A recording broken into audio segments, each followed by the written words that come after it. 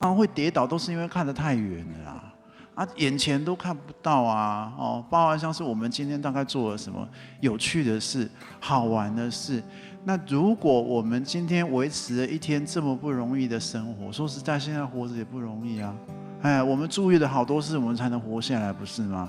我们没有让自己随意犯险，我们现在或者是我们睡觉前，我们才能安然的躺在床上，类似这样。这时候大概要算一下自己今天做了几件事。那有人说大概3件事，类似这样。也就是说，我今天对自己做了什么贡献？我们讲爱自己，不讲那个风花雪月那么大的，我们讲一点点、一点点就好了。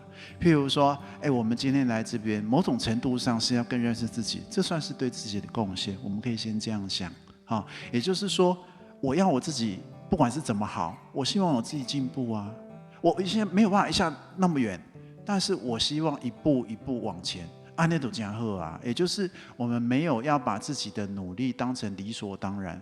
来这边也要交通，来这边也要时间呢。我把这个时间花在自己身上，那样很好啊。我对我自己有贡献。那我还有做什么呢？出去的时候稍微看看天，想一想这个，尤其是这边天空比较大片，有没有？台北市天空都被切得小小的这边天空好大片，类似这样。那我看看天，让自己心稍微宽一点。这也是一件事也就是我们没有把自己当成理所当然，没有说我花时间花努力维持自己的一天生活，那就叫那个理所当然，没有这样。我们看到我们自己的努力，如果我们没有这样做其实我们很容易觉得一天虚度了，好像瞎忙到最后，我不知道我在干嘛，我不知道我到底做了什么，然后就开始会有空虚感。请记得把自己对自己的贡献，把自己对自己的好，一点一滴把它记下来。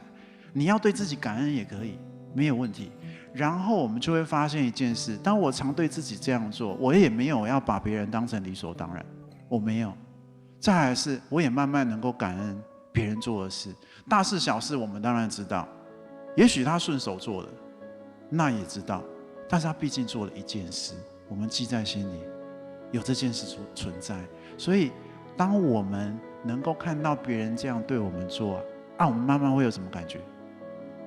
我也是被在意的嘛，在意多在意少一回事啦，有在意嘛，多跟少一回事，那是不是我们也有某种程度被爱的感觉？那这个被爱来自于哪里？被爱来自于爱自己呀。我们想说爱自己好像很，我们先讲爱自己，就是我们对自己做好的事。长期有益的事，我们能爱自己，我们才能辨识别人对我们的爱，我们才能辨识原来那个叫在乎，原来那个叫不舍，原来那个掌控的背后有。